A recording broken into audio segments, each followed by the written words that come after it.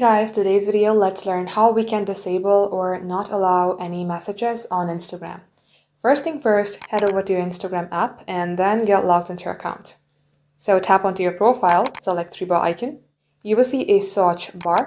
Tap onto it and here simply type in messages. As you do that, you will see messages and story replies. Open it. Now in here, you will see message requests under how people can reach you. So tap onto it, and then by default it might be toggled on. For this allow access to messages, toggle it off. And likewise under who can send you message request, by default it might be everyone. Select no one and also select no one or at least people you follow or have messaged before button. And if you would like, you can also hide unwanted message requests by toggling on this button right here. Once you do that, you're on the safe side. Thank you all for watching.